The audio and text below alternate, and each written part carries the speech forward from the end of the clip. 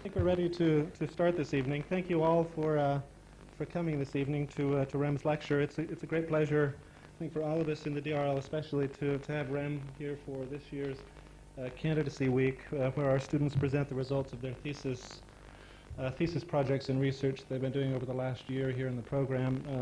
We're all very grateful that Rem could join us for both this evening's lecture and as a juror for our students' presentations, the first day of which we just finished about an hour ago, and able to clear the room and set up for tonight. We'll be continuing that conversation and the presentations tomorrow. We'll be doing 6 more projects beginning at 10 o'clock in the morning. This year, Rem is joined by Sanford Quinter from the States, Bart Lutsma from the Netherlands, Zaha Hadid from here in London, and Federico Soriano, an architect from Spain, who will be giving tomorrow evening's lecture here in the AA. Rem was here almost exactly a year ago at the AA and presented a kind of remarkable range of projects that are currently in the office, and projects that we had a chance to see about a month ago when we went over and visited the office in Rotterdam to see some of the recent buildings in Berlin, in the United States, the IIT scheme, and on the West Coast, the studio project in Los Angeles. Rem is going to use tonight's lecture to do something kind of slightly different than what he presented last year, which is an opportunity to go through some of the research that he didn't really begin or initiate so much as sort of consolidate in a studio at Harvard University a couple of years ago, which resulted in a kind of pre-publication document that I think is referred to as the Harvard Guide to Shopping as a part of his Harvard project for the city. It's a kind of ongoing research project that has examined the evolution, scope, and the kind of various form of crises that the status of shopping are creating for the city today, and trying to think of a way to kind of confirm its topicality. I was reminded of one of our students in a design workshop we did in Hong Kong a couple of years ago, and a student who sort of through day 3 or 4 of the presentation thought that the word workshop meant spending sort of half the time working and the other half shopping in Hong Kong, and which is probably as good a confirmation of the relevance of what Rem calls the kind of blurring of normal terms that are used to describe the city as any other. Please join me in welcoming Rem Koolhaas.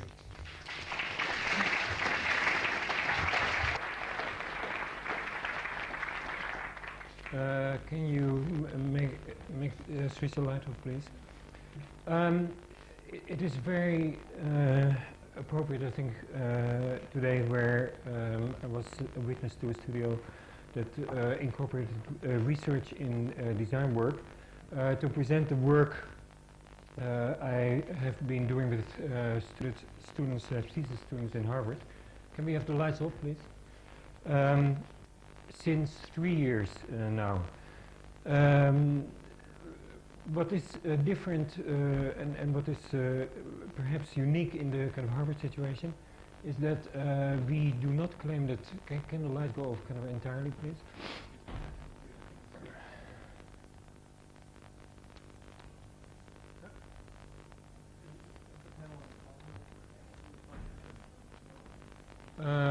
Anyway, eventually it has to go out entirely.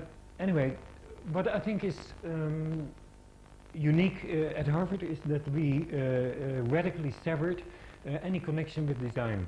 In fact, I became a teacher at Harvard on condition that I never had to mention design, and never had to think about design, and never had to educate kind of in the design field. And that I could purely concentrate on research. The importance of concentrating on research is that for me there is increasingly one extremely painful aspect in almost any architecture, and in the kind of inherent and essential an essential problem about the kind of architectural imagination, perhaps. That is that the architect, no matter how sophisticated his intellectual or her intellectual apparatus is, how sensitive her or his design abilities, that we have a kind of mute relationship with what exists, simply because our profession is entirely programmed to change what exists. And I think that kind of dilemma, the dilemma that in spite of our sophistication, we are bound to change things, and unable fundamentally to leave things alone, and therefore unable to learn from situations that exist, is really a kind of almost a basis of stupidity for an otherwise highly evolved profession. And that is an issue that we have been kind of trying to address at the Harvard Project for the City. The Harvard Project for the City is no longer called Harvard Project for the City, because the name Harvard may not be used or abused by Harvard's teachers. And that is a kind of an ironic and interesting thing that we have to, we'll discuss later. That kind of ironically now that universities are considering themselves brand, even those involved in the university are not allowed to use the brand with impunity. So our project is now called Project on the City, and maybe we succeed in calling it the GSD project on the city. GSD is the Graduate Design School, which has been rebranded because the name Harvard doesn't appear in it. So it is now called Harvard Design School. I made a proposal during a number of meetings to drop the word school so that it would be called Harvard Design, but that has been kind of rejected too. So because then at least we could have been the Harvard Design School, Harvard Design Project on the City. Anyway, this is one of those strange little vignettes of modernization, but also strange little vignettes of the pervasiveness of market forces, in this case turning themselves against serious research. The intention of the Harvard Project on the City is very simple, to take every year one particular urban condition, either a site of intense urban development or a site of intense urban mutation, or a subject, and I should say that in a way we are trying to resume a way of thinking about the city which was very well evolved perhaps in the 60s and 70s, when it was kind of seen, where the process of urbanization was seen as a potentially exciting development, in a way anticipating, of course, globalization, and where in diagrams like this one by Dixiadis, the world was divided in kind of areas of intense mutant urban conditions. Those are the black conditions, and kind of grayer areas in between. And if you consider that this diagram is almost 30 years old, then it is kind of surprising how accurate it is, and how it also corresponds with our current program. The first project we have been dealing with is the Pearl River Delta, which is kind of in the center of this black area. The second project we have done is the Harvard Guide on Shopping, which is looking at one single phenomenon and the way it affects the urban condition worldwide. And the third project, which we're currently doing, is the study of urbanization in West Africa. Now, I have to say a little bit about why we are doing this project and what we're doing, trying to do with it. Obviously, we're doing it so that we get wiser. Usually, we work with between 8 and 12 students. In general, the program consists of field work, so we go to the specific situation, which means that we've been going to the Pearl River Delta in the beginning. I'm about to go to Lagos, Nigeria, and for the shopping project we went to various locations over the world, but culminating in a congress for 3,000 developers in Las Vegas. So it is essentially field work. Then over the summer, most of the students work in the area that we are investigating, sometimes in commercial offices or bureaucracies, so that they don't have a kind of visitor's knowledge, but a really intimate knowledge. And then the next term or the next half year, we are working on trying to turn this research into books. This is the Harvard Guide to Shopping, the dummy, and if everything goes according to plan, we'll be publishing 2 books simultaneously in the fall, the one on China and the one on Harvard. Now, what we are frankly trying to do with the project is to try to resurrect a vocabulary to discuss the urban condition. Our thesis, or the underlying thesis of the project, is that no current way of talking about the city is adequate, certainly not the way that is integral to the architectural profession and has been developed or honed over the years, because it is very clear that our words and our concepts are not only inadequate to discuss what is happening in certain real and highly charged urban conditions, but that actually our vocabulary guarantees a fundamental separation and a fundamental incomprehension about those phenomena.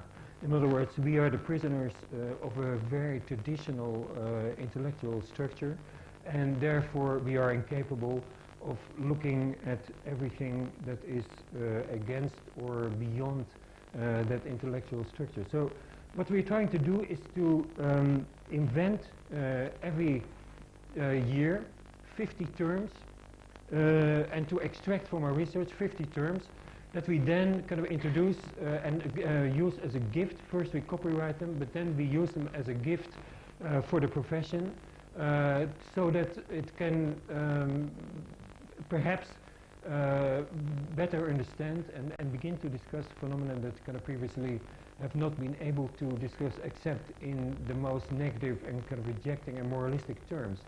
For instance, one of the key issues that we encountered in Pearl River Delta, which is the region around Hong Kong, which consists of 6 cities, which are now counting 12 million inhabitants, but which will have in 2020 36 million inhabitants. It is, in other words, the fastest growing urban region in the world. It is a region that is producing each year 500 square kilometers of urban substance. That is kind of probably bigger than the entire surface of London every year. So basically, a phenomenon like that is strictly beyond our comprehension, but also brutalities such as visible in this image, where nature is destroyed with relish to be replaced by an urban condition, need new words or new definitions of old words, perhaps, such as tabula rasa, which, of course, as we know, has been the bane of the 20th century and the Achilles heel of modern architecture. It's kind of supposed dependency of tabula rasa. Here in Asia currently, and also elsewhere, of course, the tabula rasa is a program that is pursued with relish, conviction, and the whole status of newness in these kind of conditions has a completely different value, a value that, again, for the classical profession is almost incomprehensible. The whole notion of the city in these situations where growth is so incredibly fast, apparently unplanned, but I'm saying apparently, is visible in this particular image, which is the main intersection in the city of Shenzhen. And as you can see here, this is the main intersection. As you can see, the main intersection, the most metropolitan point, is less than 300 meters away from rice fields and beyond that kind of mountains. So what is becoming kind of very evident there is that the city, and also in this particular image, the city is no longer a kind of homogeneous condition. You can also say that the city is certainly not a composed entity. You can see that it grows so incredibly quickly that anything that is slightly difficult to digest is simply left alone, like a mountain. It's incorporated in the city, but it's not itself urbanized. And perhaps what we are witnessing here and in many other places in the world is the definitive disappearance of any notion of contrast between that which is urban and that which is not urban. The urban condition as a pervasive condition, swallowing everything, establishing itself everywhere, but also coexisting perhaps in a new way with elements of nature, or at least elements that are non-city. This is the center of Shenzhen. And what is phenomenal is that no single part of this image is older than 8 years. So the entire skyline here was generated and built in 8 years. And what is of course unique is that the downtown is itself an unbuilt condition, and that is perhaps proof of the capacity of the unbuilt now, given the unwieldiness of everything which is built, and given the kind of inherent slowness of everything that is built, to perform according to current expectations. And perhaps the model or the paradigm for these cities, and it's a paradigm which is of course kind of utterly antithetical to anything that we have been learned to believe, is perhaps no more complex than the Photoshop program. Namely, on Photoshop you can effortlessly combine everything you like in a single image with utter promiscuity and no kind of resistance of any kind. And therefore it is perhaps, in spite of our tradition of judgment and tradition of weighing, a very interesting moment of tilting towards another conception of the city, where it is kind of simply a condition of immediate gratification and deliberate thoughtlessness that in such can perhaps also establish new conditions and new relationships, as for instance between the built and the unbuilt. Now, we haven't we are in the middle of our African research, but maybe I can kind of indicate a number of elements that interest us. On one hand, we want to see to what extent old and traditional African patterns can return in African cities, and if you see their amazing lack of density, you come to the conclusion that kind of paradoxically, where perhaps a new characteristic of Pearl River Delta, which is a situation undergoing acute development, and a city like Lagos, which is undergoing, or which has been neglected for over 30 years, and where modernization, instead of going forward on a kind of upward curve, has at least stabilized and to a certain extent is going downward. And that itself is of course a phenomenon of extreme interest. Also, especially given the fact that in spite of this downward curve, the city is growing enormously, and at this moment nobody knows really how big it is, but it might be that it is a city of 20 million people. And even there we see the same mysterious urban field emerging of kind of occasional intensities in themselves, large degrees of sparseness. These are just some images that I'm not going to... But already here some new words are being coined.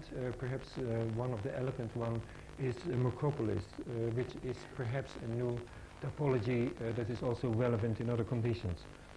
Anyway, I now want to talk about the Harvard Guide to Shopping, or the Harvard Project to Shopping. We are currently negotiating whether we can use this title. Otherwise, we have to resort perhaps to the Norman Mailer strategy, which is the last two words and an asterisk, or we're not finished with kind of thinking about it. Anyway, what I should say is that we're not interested in the history of shopping, and in a true way, we could even say that we're not interested in shopping, but we are interested in the effect shopping has on the urban condition. And because we took our research seriously, we began with kind of analyzing with a kind of quantitative operation, where we simply wanted to understand and wanted to know what the quantities of shopping are that are currently present in Europe. You all realize probably, and partly the reason of why you're here is that you're living in England, which is the country with the highest quantity of shopping in Europe. So we are very highly kind of serviced by shopping and surrounded by shopping, and then you see that As you get closer to the Mediterranean basin, shopping becomes, if not a rarity, at least proportionally a much less important component of the urban condition.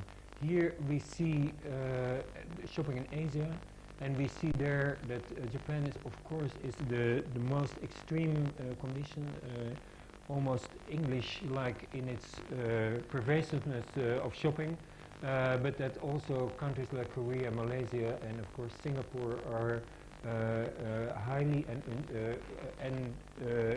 highly equipped at shopping to the point that at a certain percentage and at these quantities, the urban condition itself changes beyond recognition, and that is what the project tries to do, to kind of intercept urban conditions at the moment that they are undergoing change, and trying to speculate, of course, what direction the change can take, and try to learn from the change in terms of kind of general prediction.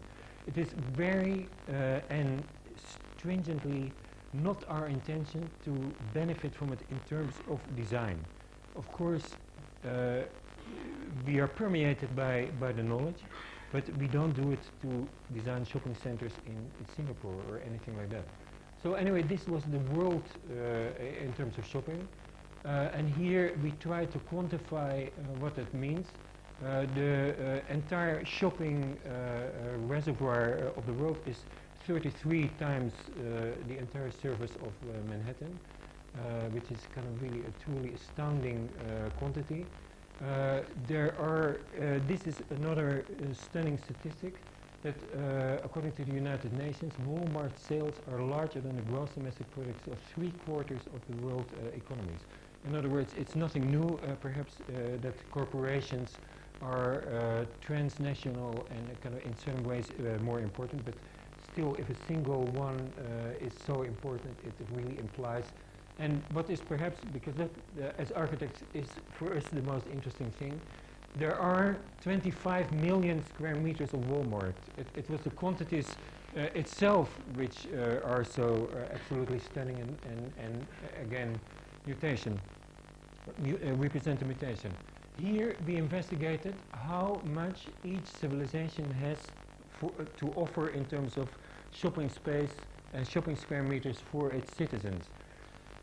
And of course, the United States tops the list, and then we are kind of in descending order of civilization.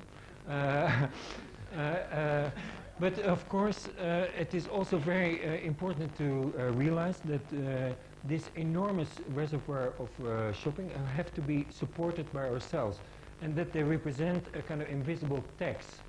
And that we are not, we don't receive shopping as a gift, but shopping is, in that sense, a very demanding gift. What this, for me, can represent is, it is the unexpected denouement of the 20th century, that shopping has become the terminal activity of the human race, the final phase of modernization. Its pervasiveness surreptitiously erodes what we used to call civilization, shifts parameters, and smoothly and silently establishes an inescapable paradigm, a universe of both systematic oversaturation and undernourishment. And I think that this combination, this kind of wrenching combination of incredible stimulation and at the same time a kind of poverty, explains a lot of our ambiguity. This is an investigation in terms of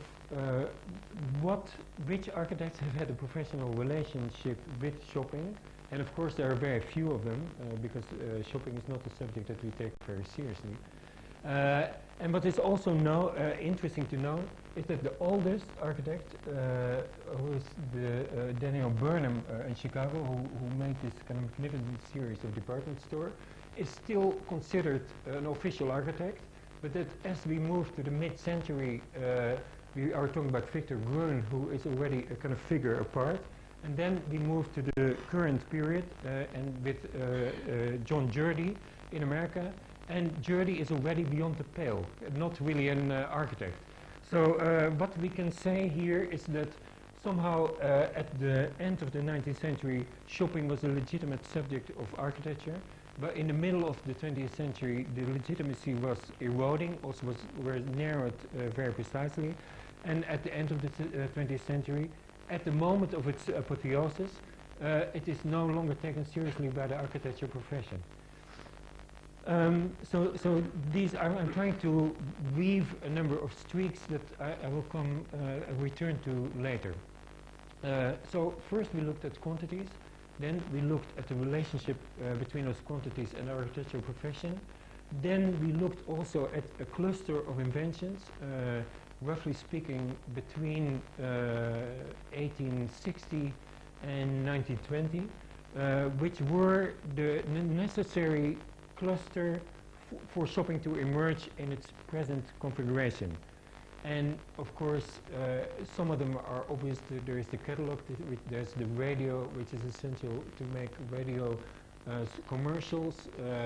There are elements, kind of strict elements as the counter, the interior skin that encloses the volume of shopping. There's air conditioning, which creates a kind of space conditioning, I would prefer to call it, because it creates conditioned space, and I think it is slightly bizarre that we've never seen it as an architectural phenomenon that has vast repercussions on the production of space, but perhaps more important than any one of them, the escalator.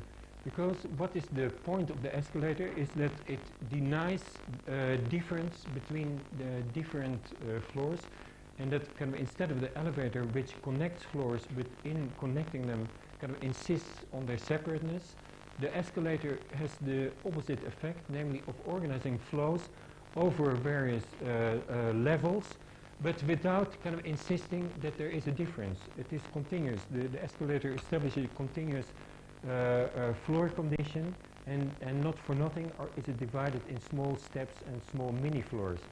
So by being a kind of collection of mini floors, it is the beginning of a continuous architecture that we will come back to later.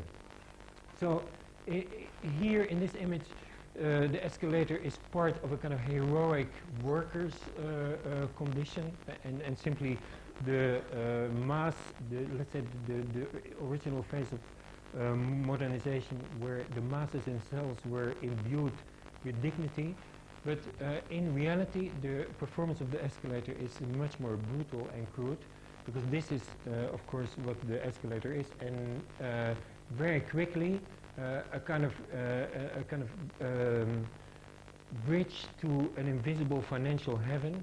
It doesn't end, and it doesn't need to end, because we all know what it is for. And very early in the century, the essential diagram was kind of perfectly established, and this is also the interesting thing about the idea of continuous floors. Continuous floor are continuous urban condition, and therefore continuous surfaces that are potentially imbued with the ability to generate money. Here we have simply the curve of escalators in the world, and you see that kind of in itself it is a phenomenal ascent that of course in a pretty drastic way describes why the world is the way it is and kind of what is actually happening. And it is peculiar that an element which is such a radical introduction is so seamlessly and kind of, let's say, without questioning, involved, taken for granted. Now, what is for me, what was for me one of the kind of most surprising things, because the exciting thing about the Harvard project on the city is that it starts on the basis of ignorance of its leadership. Namely, I didn't know anything from shopping, nor know anything about China, and so that we put ourselves all in a position of ignorance and therefore openness. So what we all assumed is that shopping is kind of uncontested activity in relatively vigorous health, but nothing is further from the truth, neither in America nor here. These are curves or graphs of new starts of shopping centers. So you see that actually shopping is in a degree of decline, and that in itself makes a very spectacular and so far unarticulated condition here. This is also trends in sales.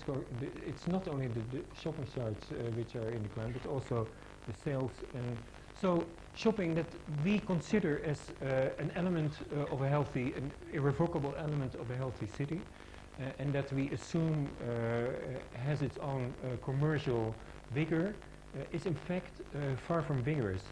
And I think that the fact that shopping is at the same time triumphant and in some kind of death knell is perhaps the most intense tension, or the real tension, that the whole issue of shopping kind of generates, and that also explains its curious and unstable effects on the culture.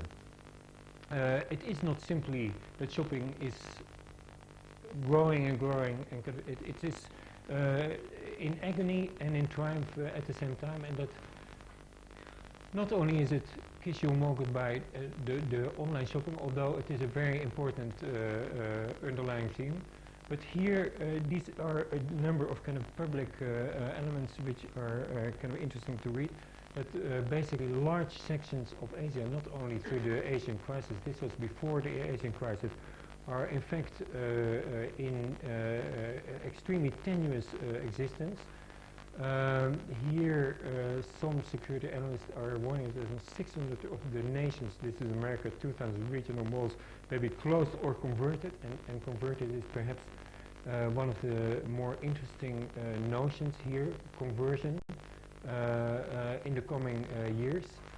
And here aggressive buildable market chief executive David Wong, the old retail president Stanley, are predicting 50 to 70% of present retail will be extinct within a decade. And so this is a kind of fantastic phenomenon, because basically everywhere we are surrounded by mushroom clouds of shopping, but perhaps all those clouds will be deflated within 10 years, and we'll be facing a phenomenal, and maybe that is the moment that shopping kind of will finally become accessible to the architectural imagination, because we our main task in architecture will be to convert shopping centers to enhance their spatial qualities and to make them fit for other forms of public life. Perhaps reconquer them. And the same is true for themed phenomena.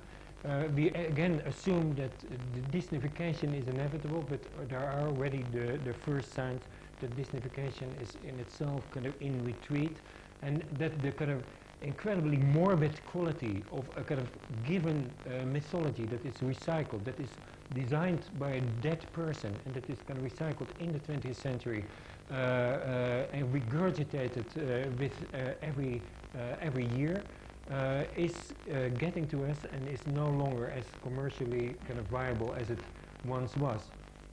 There is a category in shopping which is the big box, or the category killer, and that is one of the kind of weakness of shopping.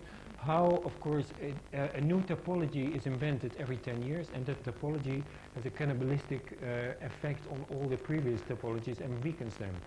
And perhaps this is the most shocking statistic of all. The average shopper spent in malls, time shopper spent in malls dropped by half from the from 80 to 90. So, in other words, shopping is not at all vigorous. Shopping is dying, and all the kind of appearance of vigor is simply theater, or desperation, or marketing, very cleverly disguised. So, what does a dying phenomenon do? It develops, of course, a heightened intelligence, and it exploits and uses all the means at its disposal for its survival. And therefore, it is again very interesting to see that the moment of shopping's agony is now coinciding with a kind of unbelievable proliferation of technical abilities to keep track of the consumer. And therefore, the beauty of the kind of shopping system as a kind of closed story or a kind of hermetic universe is that if the shopper doesn't come voluntarily to the store, then shopping will retaliate with military precision and, and get him where he resides. You know, get him, smoke him out of his habitat. Now, for this position, there are several beautiful systems. This is a kind of financial topography of America that exists also for Europe and also for Asia, which doesn't show kind of real mountains and valleys, but which simply shows the landscape of money, where money can be found. It is an atlas, and therefore it is very clear that if you want to have a kind of Armani boutique, you should go to probably kind of midway to one of the peaks, and a Kentucky Fried Chicken probably comes somewhere here. So this is kind of just so there is basically a new kind of landscaping, and the word landscape has been kind of used, of course, and abused hundreds of times today in every architectural school. But this is a landscape that gets rarely discussed, but which is perhaps also very critical. Then there are, of course, increasingly sophisticated computer programs and software tools that simulate quantum physics and computer modeling allow supermarkets to predict things with enormous accuracy, which is simply true.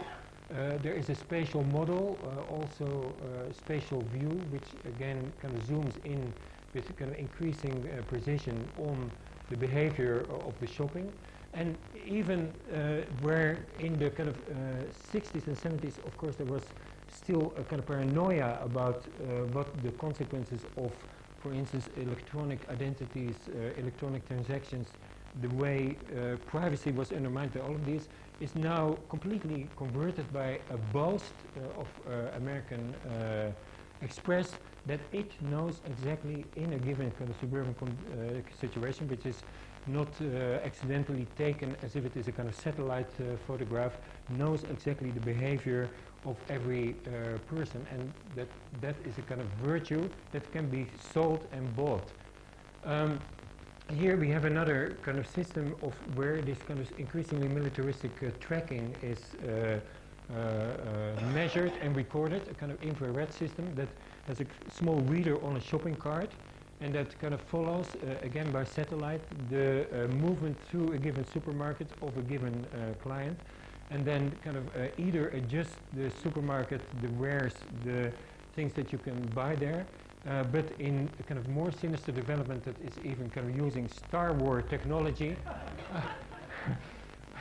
using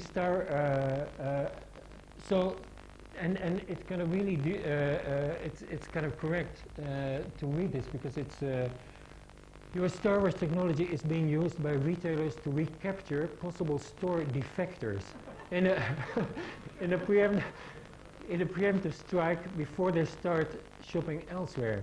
Chevy has already used the artificial intelligence systems from IBM called IDA, Artificial Intelligence Discrimination Architecture, and it's this is architecture which was initially developed to detect and identify Russian missiles in space, but is now finding a place in large-scale data processing when it trialed a national pilot about 6 months ago. Current guy, etc. So the system analyzes information on buying patterns using details of purchases from loyalty cards. Once fully developed, it is hoped that the scheme, which works in conjunction with Mind, a campaign marketing program, will be able to spot consumer unhappiness by cross-checking existing sales patterns through data from loyalty cards with current baskets. If there is a noticeable drop in sale, IDA will recognize the disparity and will activate corrective measures, such as direct mail and special offers, which can be used to entice the errand shopper back to the fold. But of course it is supposedly humorous, but I think It's not humorous, and let's say, and what I think, and this is something, a quote that I wanted to read at the beginning, but I forgot, or maybe I lost it. Okay, well, we get to it eventually.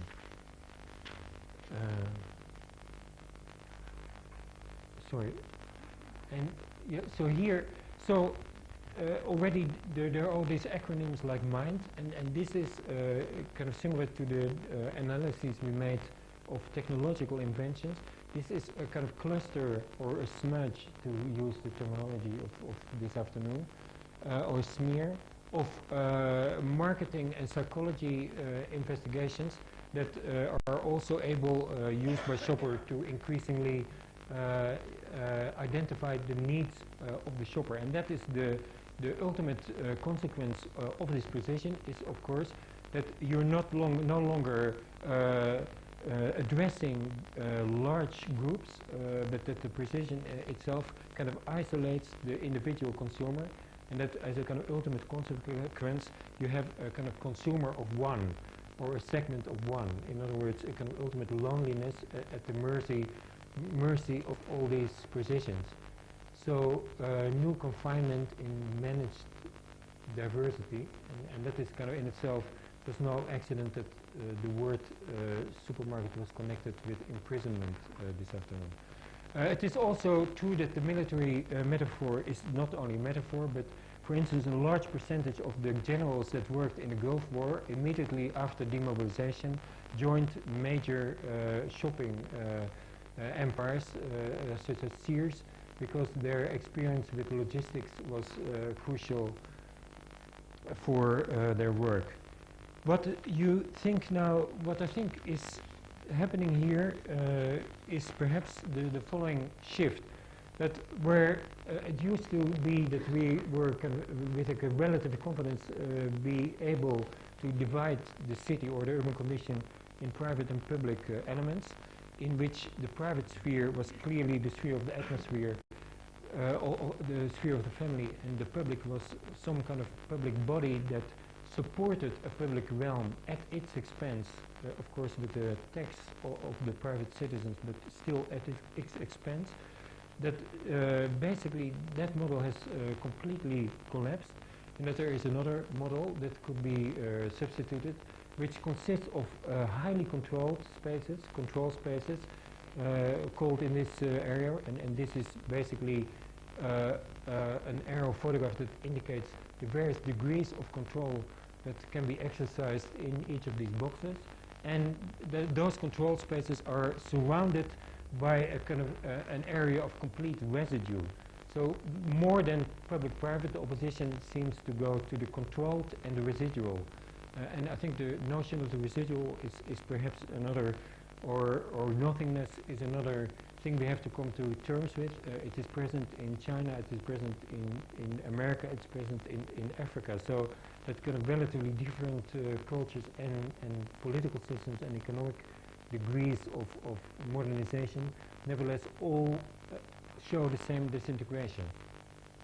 Now, I've mentioned the way in which shopping is at the same time triumphant, but also in agony and in a serious crisis, and that is revealed in this diagram, where the gray shows the increase in scale of shopping, the increase in presence in shopping, but where you see here still kind of separate streaks of shopping, you see that in the end there tends to be a kind of merger between shopping and a number of other activities, not to say shopping and all other activities. So what you can see here very clearly is that shopping, in order to survive, has to hybridize itself with almost all other activities.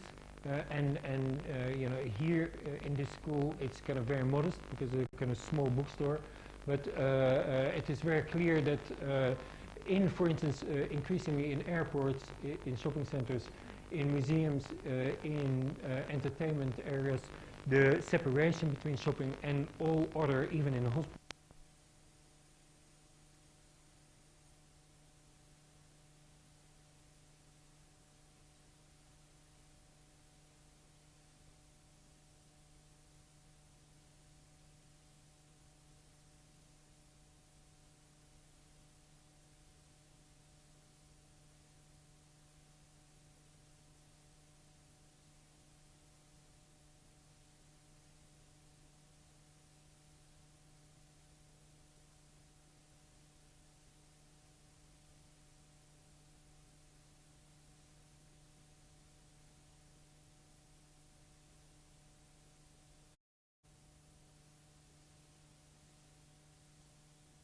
something, in order to survive, has to hybridize itself with almost all other activities.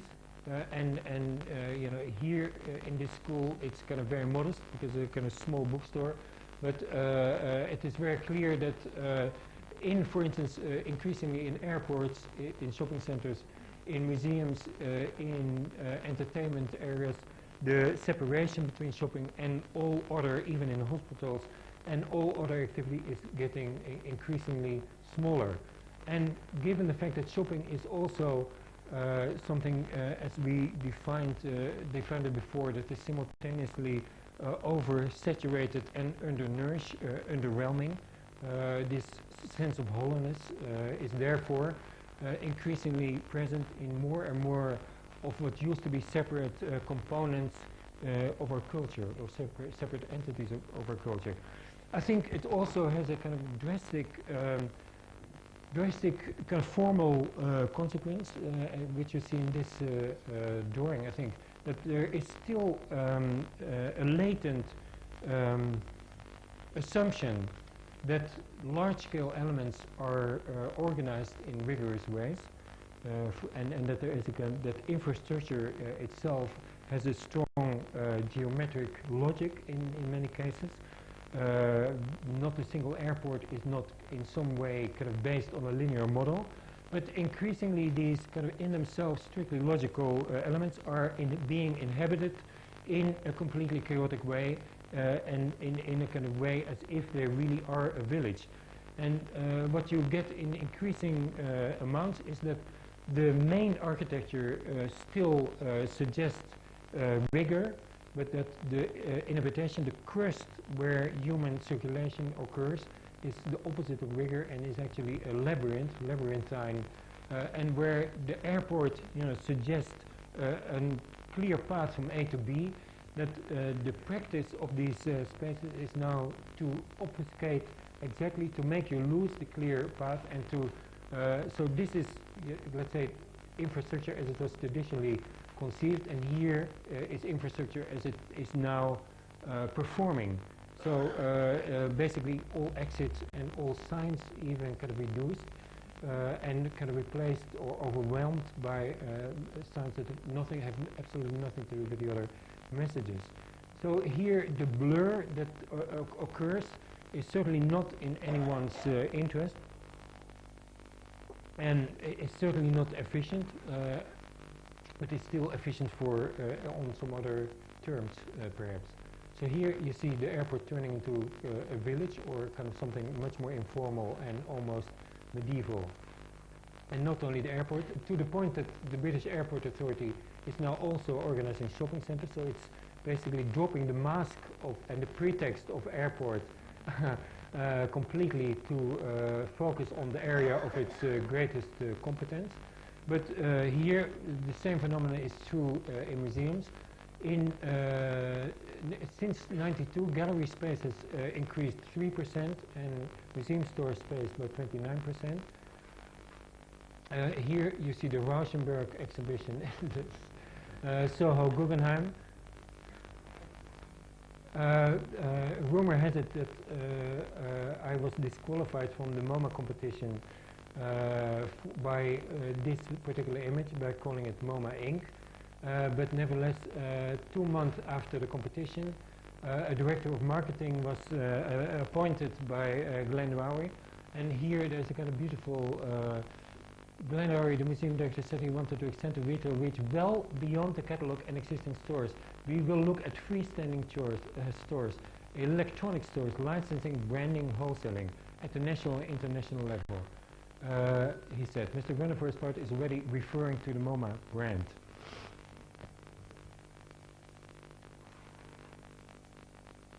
And this is again a fairly kind of interesting statistic. At MoMA, a square foot yields 1,700. At the Mall of America, 600, and at the average American mall, 250.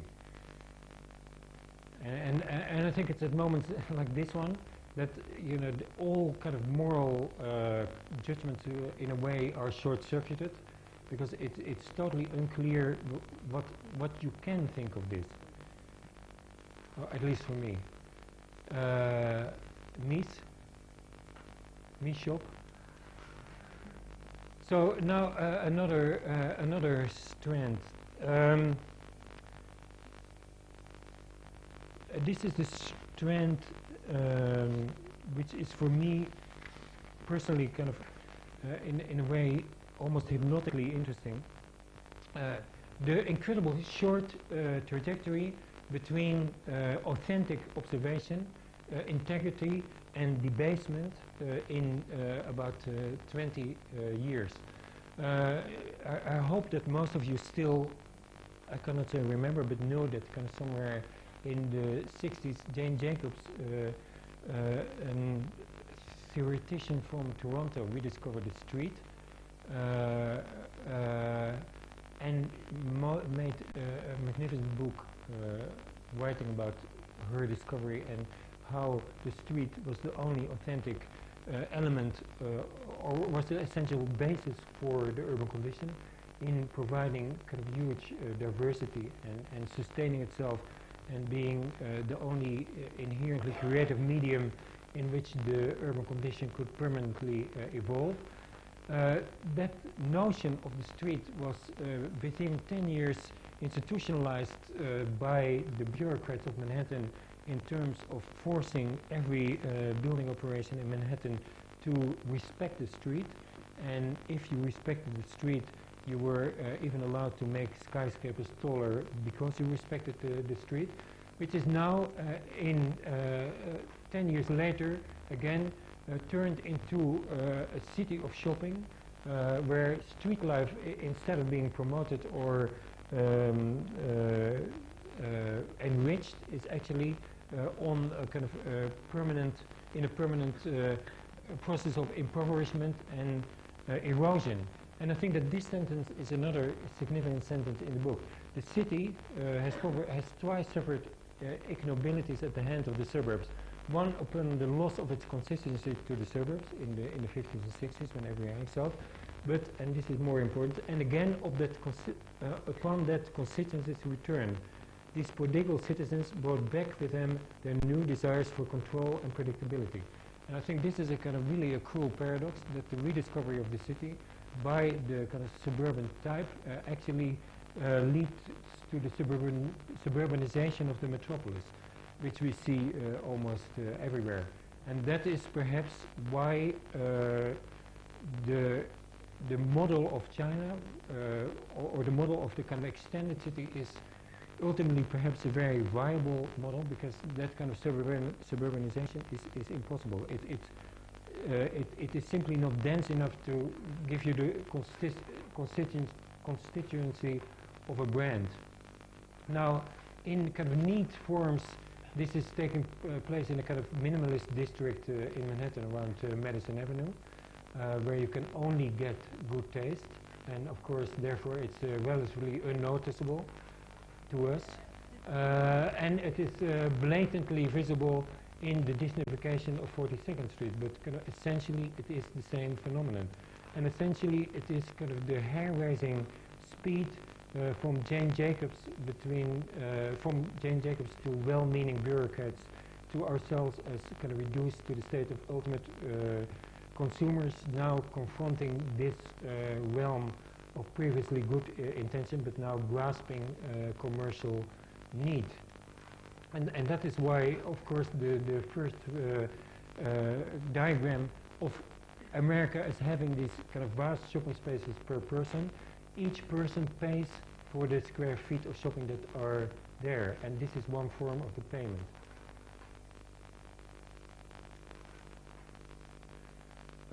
The city of shopping goes even further now that Singapore, for instance, has abandoned the model of the city and replaced it by the model of the mall or the shopping center. In a shopping center or in a mall, identities are not stable because basically shops come and go. It's basically kind of formless entities that are accommodated in a big heap or perhaps a dump. It's an interesting topology because it's not based on exclusion or precision of the term, but on the contrary on imprecision or formlessness. So Singapore is now kind of rebranding the city, first of all, using the terminology of branding, but also diffusing kind of boundaries and turning the city in a collection of words and concepts rather than a collection of forms. So in that sense, the notion of the city and the notion of shopping has consequences on urban form, as for instance also in Las Vegas, perhaps more than anywhere else in Las Vegas, where of course we're used to consider all of this as kind of funny, exploitative, etc., or eccentric, but where now we are actually confronted with complexes of unbelievable, literally unimaginable ingenuity, at least as complex as anything in the Forum Romanum, but where it used to be a series of discrete, separate identities, we now have going through the city a kind of system of modernization that is based on the model of shopping, that has no form, that has no shape, and that is perhaps, and I will talk about it later, best described certainly not as architecture but as an ecology. It's a new condition, it is a new condition of complete artificiality, complete interiorization, complete potential instability of its iconography, but connected for the first time where in the Venturi study each casino had its own identity, its own place, its own autonomy, and was kind of behaving according to certain architectural rules. 30 years later, the architectural rules have vanished and the law of shopping has kind of taken over.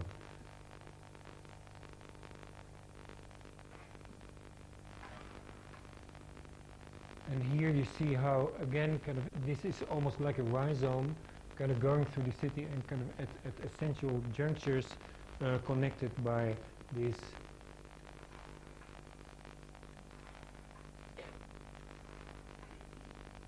I already mentioned that kind of perhaps the best way of describing it is an ecology, and that is why it's interesting. The Harvard project does not only have architects or planners, but also landscape architects. And kind of one of the landscape architects kind of simply read the city, not as a kind of urban form, but started to read it in terms of ecological laws and ecological handbooks and ecological philosophy.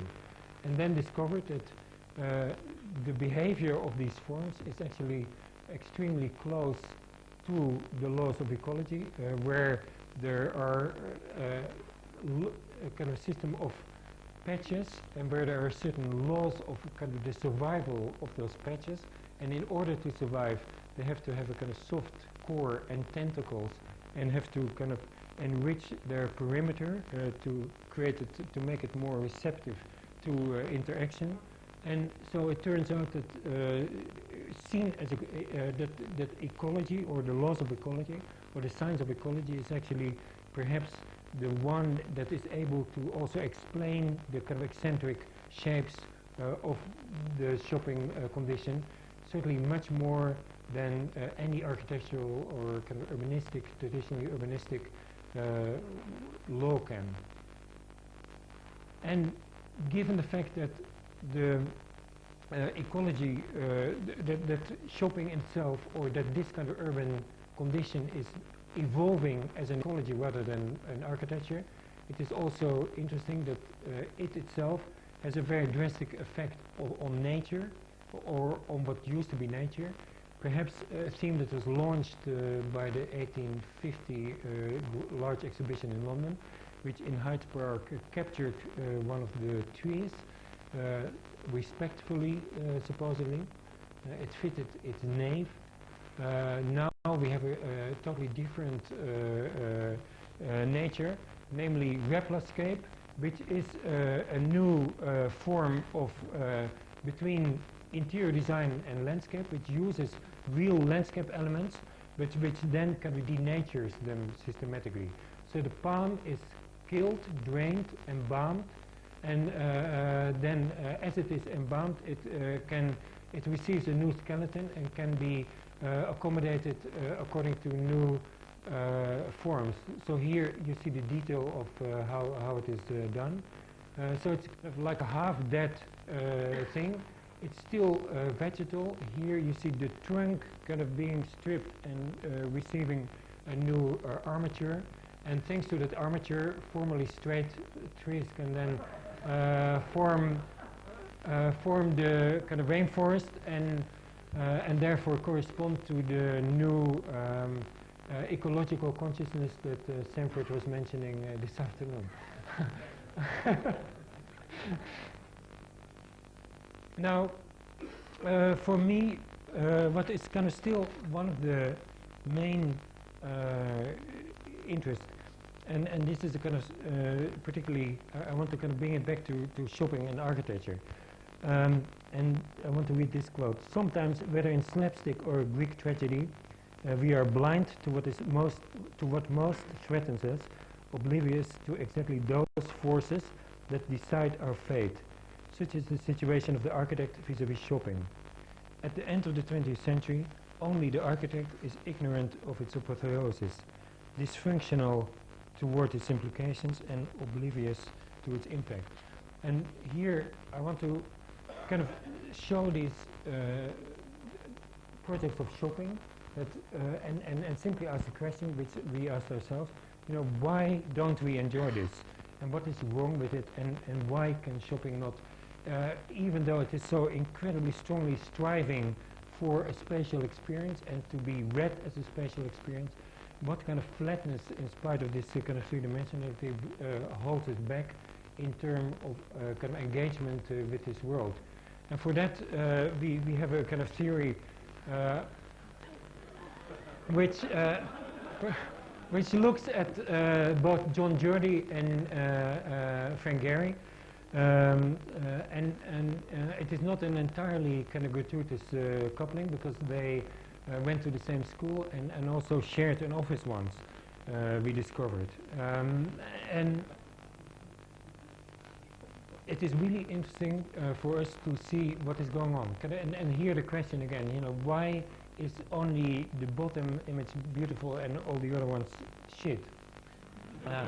How can it be explained?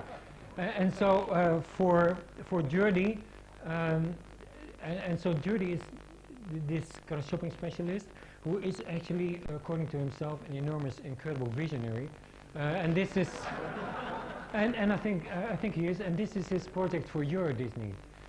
So this is, you know, where shopping almost turns back on itself, or goes through the kind of shopping barrier and comes out kind of really urban. The theme park as a hyper-formalist city. But now, what we started to do was to look at, compare the work of Jurdy and Gehry, and kind of this is the City Walk in Universal City, and this is the Festival Disney in Paris by Frank Gehry.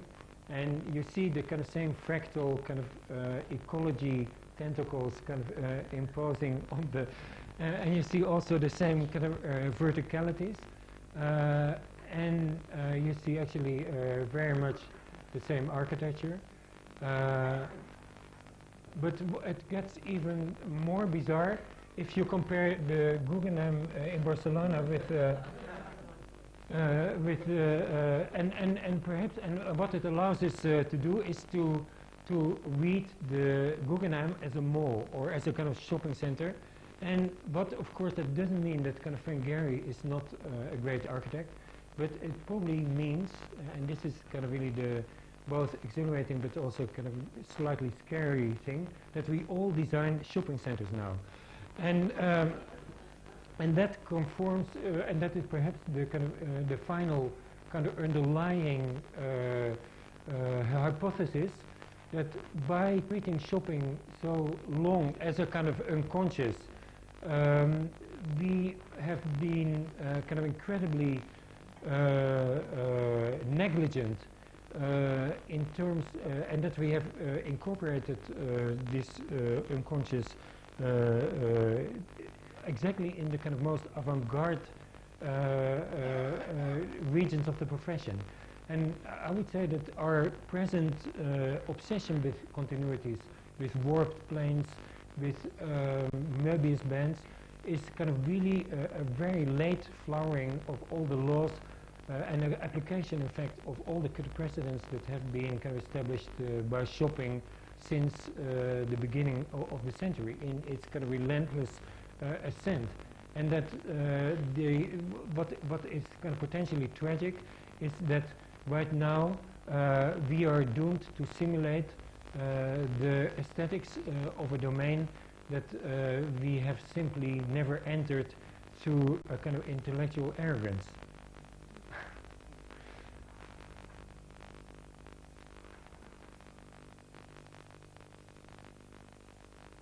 Okay, now, and this is kind of something which is slightly raw. Basically, in the shopping book, there's also a little chapter that I want to kind of present as a footnote, which is my attempt to deal with what this all means. Because I've never spoken about space, but somehow kind of this challenge of kind of dealing with shopping or understanding shopping made it kind of for me important to try to do this anyway. So I want to kind of read a small part and then this is a kind of basically a rhetorical part, but then also discuss some of the kind of issues. And the main quote is Logan Airport, a world-class upgrade for the 21st century. Okay, let's talk about space then. The beauty of airports, especially after each upgrade, shopping centers, the sparkle of renovations. Let's wallow in public space, discover casinos, confront theme parks.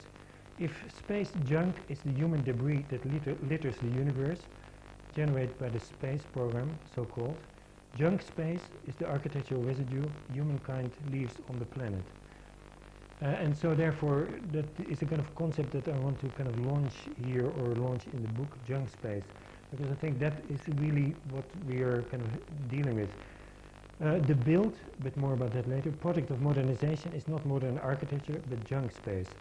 Junk space is what remains after modernization has run its course, or more precisely, what coagulates while modernization is taking place. It is the fallout, and it is the fallout of modernization. Junk space looks as if a hurricane has rearranged a previously ordered condition, but that impression is misleading. It was never coherent and never aspired to be. We think that junk space is an aberration, but it is essence, the main thing. It was a mistake to invent modern architecture for the 20th century. The whole point is that there is no 20th century architecture. We have been reading a footnote under a microscope, hoping it would turn into a novel. And I think that what is, for me, the really fascinating condition of junk space is that although it is incredibly intricate and incredibly ambitious, that it is at the same time incomprehensible and literally unmemorable. I challenge anyone to kind of recall with precision a current episode at Heathrow Airport or a current episode and perhaps even kind of finally a current episode at Gary's Bilbao. The kind of overdose of all these kind of things simultaneously, and at the same time their fragility and their kind of internal competition simply creates an entirely new condition. Patterns imply repetition or ultimately decipherable rules. Junk space is not only beyond geometry but beyond pattern. Because it cannot be grasped, junk space cannot be remembered. Flamboyant yet unmemorable, like a screensaver, its refusal to freeze, ensuring instant amnesia. The only certainty is conversion, permanent, followed in rare cases by restoration. And here, all these are, I think, fairly memorable, but we cannot remember them. And what then kind of I find perhaps equally interesting is that junk space is not only that it's so precarious and so unstable that perhaps we have to kind of shift our perception of architecture away from the expectation of stability toward the expectation of instability. So here, the ultimate status of the build, the condition on which it should be judged, is no longer at rest, definitive, but in motion instead of becoming provisional. While our entire vocabulary presumes a static condition of space, we are in fact dealing with a continuous conversion. In classical space, the materiality is based on the definitive condition that could only be modified at the expense of at least partial destruction. In junk space, it is the conditions of the permanently provisional that has become normative and dictates materialization. Matter and components are now chosen for their mutability and convenience of their cutting, bending, tearing, and new softness. And I think that here you will see this is, and perhaps also this is Bilbao, although it's not Bilbao. And here the kind of a conversion of an airport where the entire process is going on, and at the same time intense labor. And so this is then the kind of at the end of the 20th century, not the build-up but the taper at work.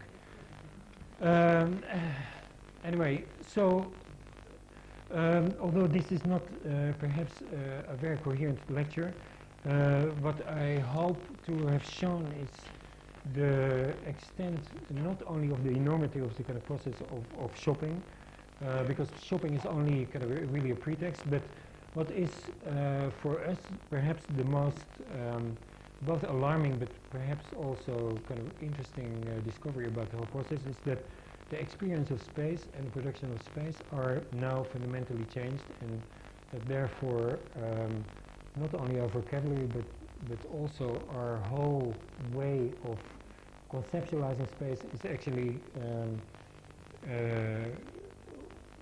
not ridiculed, but with either a kind of simulation of this earlier condition or at its peril a complete obliviousness to it. Thank you.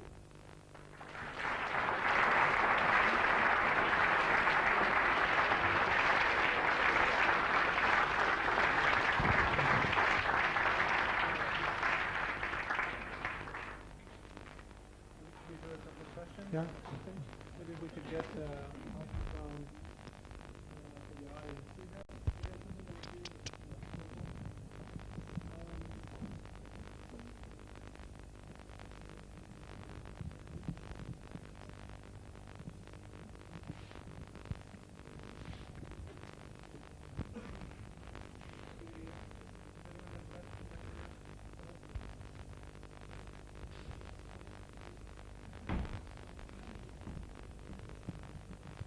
Rem, it's working? Yeah. It's interesting, you could take different fields besides shopping and do the same thing. I mean, you could take any bloom, couldn't you? In the ocean or in the atmosphere or anywhere and see what's growing really fast.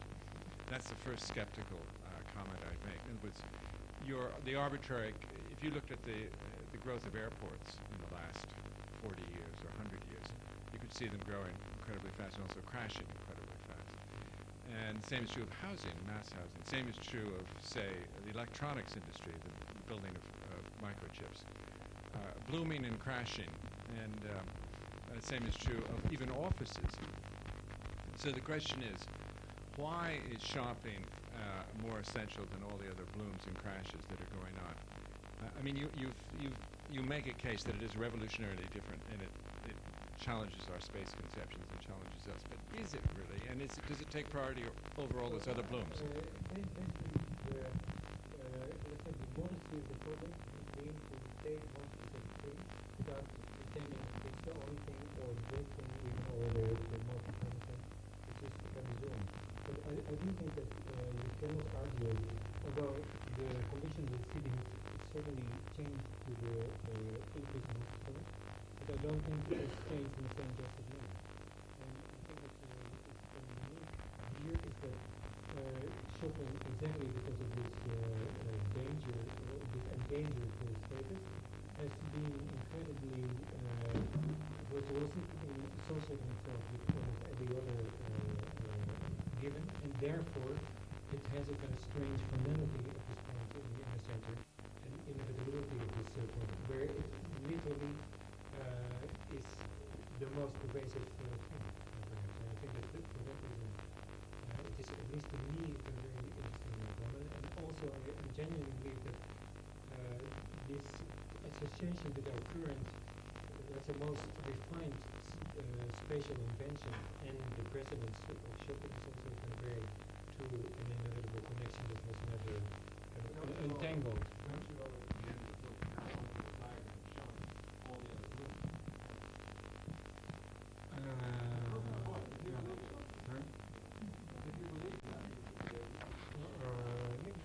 Maybe.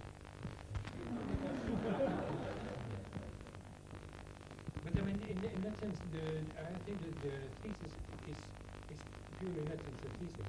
And so we are not providing proof. It's a kind of thesis that, etc. And I think that's actually why I think the work is really interesting. That we don't pretend to tell truth, but we interpret things in a particular way. We have a question back on this end. You have to speak up.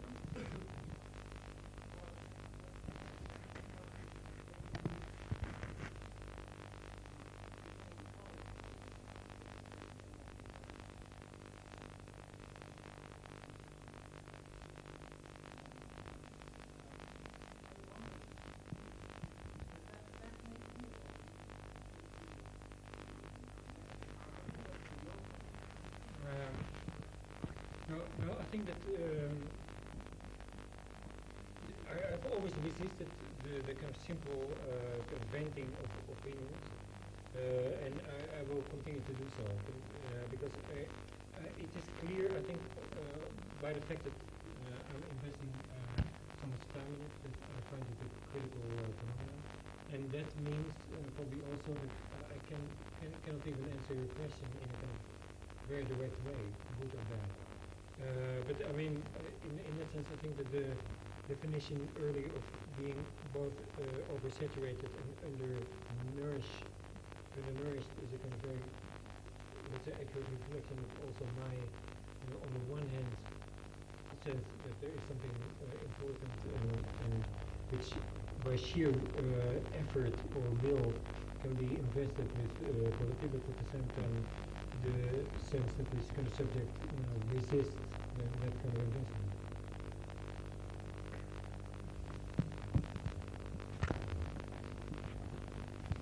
I just want to make a comment on the thread which you've been importantly reintroducing into the profession early on. It's very blindness to vital and large-scale ongoings, whether it's on the periphery, whether it's certain suburban developments, whether it's certain new typologies, etc. And at the same time, then pointing out that somehow subconsciously, as you say, the kind of spaces which Gary produces, or what you call the avant-garde, is articulating, is kind of infected by that or takes it on.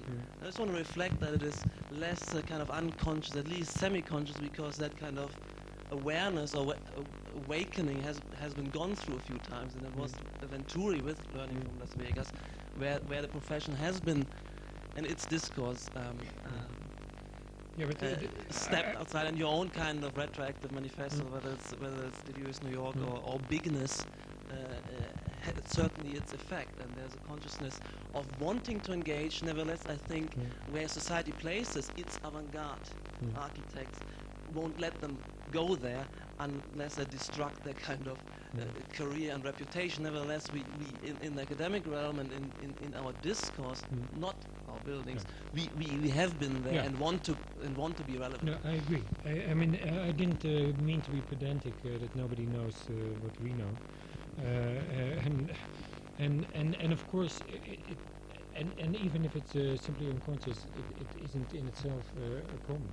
And perhaps I insist on the importance also for ourselves of retaining things unconsciously. But nevertheless, I think that in this case, the kind of filtering from a world of apparent banality has. It's not so much that we have been unable to recognize that we are inspired by it, but that we have been unable to read the phenomenon itself as an interesting phenomenon, I think.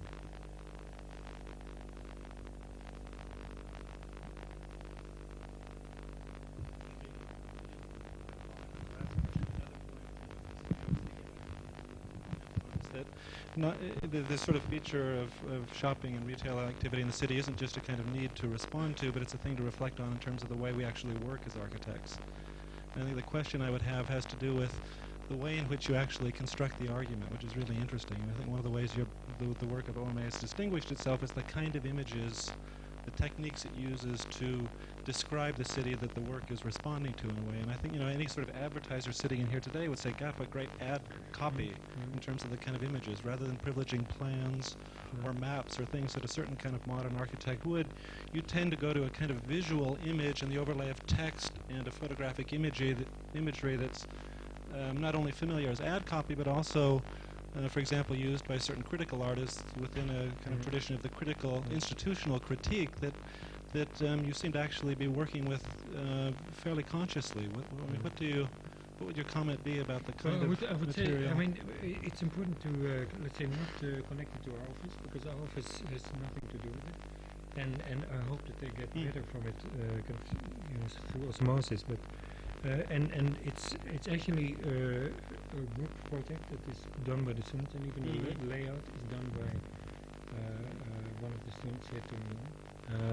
So in that sense, but of course we're trying to. I mean, obviously the intention is to communicate the contents of the work, and that has been something that has always, I think, been a very strong concern on my part.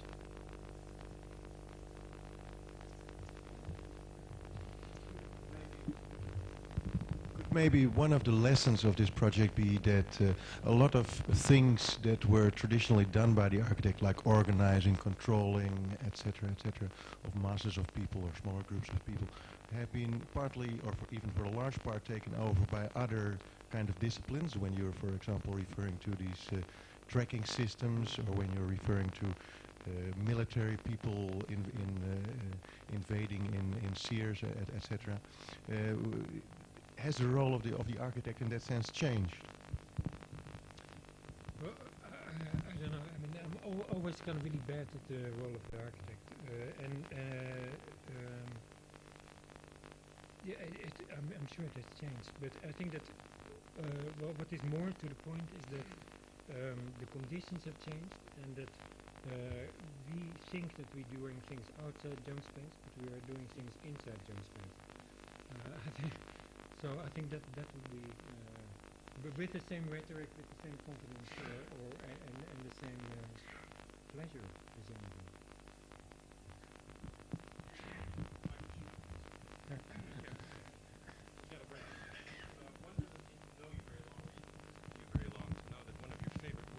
Exhilaration, and but more interesting than that, I would say there's a new kind of affect which you have very carefully placed into architectural discourse, and it's the placing of the word exhilaration next to abjection. And it's clear that what I see now when I watch this, because it's the first time I've actually I've read this lecture, I've never actually heard it presented.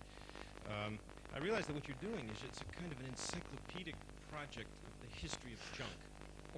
The history of junk, from PDR through shopping, through et cetera, and it seems that it's a very moving and clear image. The idea of looking at the 20th century through as a footnote through a microscope.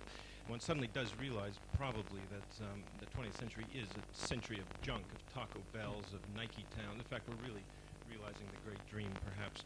But I also remember the days when you were interested in the Pearl River development. All of the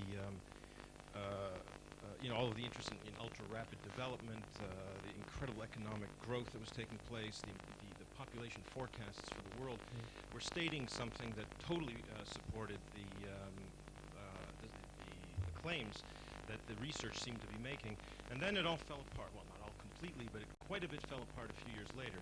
And then, and I really do believe that what's contributing to junk space today is a whole variety of things, not just the actual detritus that modernization and insane retailing that has taken place, but things like cell phones, for example, the way they just destroy and utterly pollute a kind of event space, etc.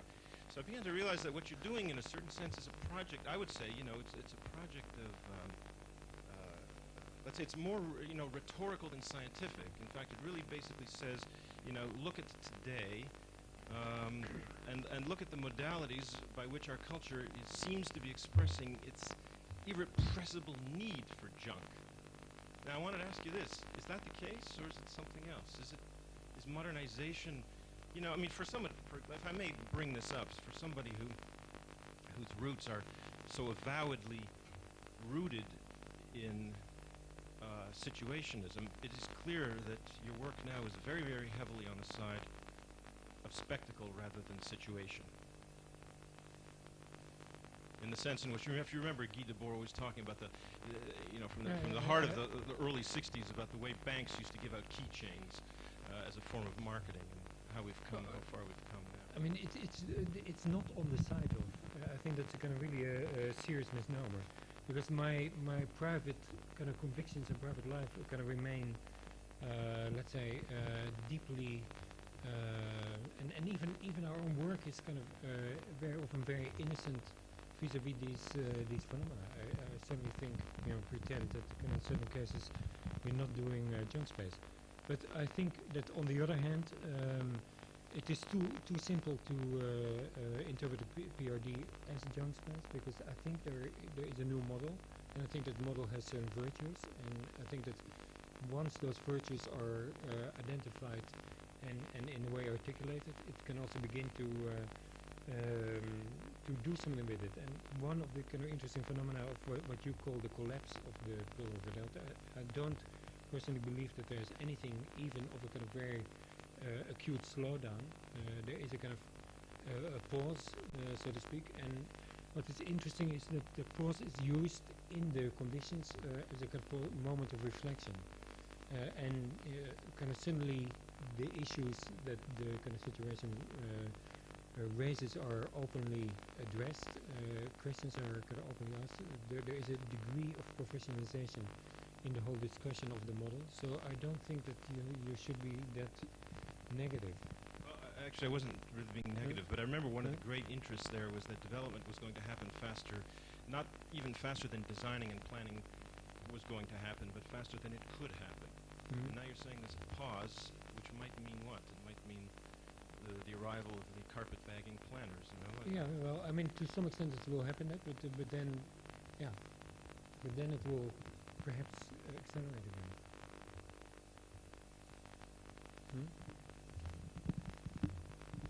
But again, the important thing is to not apply it to myself or my work in any sense. Rem, there's a way, though, following on from that comment, that you obviously are very aware of this concept, which has been bandied about for 20 years now, of junk DNA.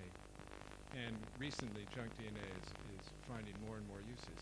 In a way, although you can attack it as detritus or see the history of the 20th century as junk DNA, you can look at it as a second growth ecology and see that you could actually recolonialize this. And in effect, you are saying that on a certain level, aren't you? A second growth to this junk space, and that's a way of looking at it as a potential for another kind of growth, aren't you? I mean, that's why you're completely ambivalent, because you damn it out of one side of your mouth and then say it's unique and fascinating out of the other side. I don't think I'm damning it. Well, you do know. I think that half of your words. I think the damning is simply your own projection. Yeah, no, sorry, but a lot of your words are pejorative. I'll quote them back to you if you've forgotten them. But yeah, no, come on.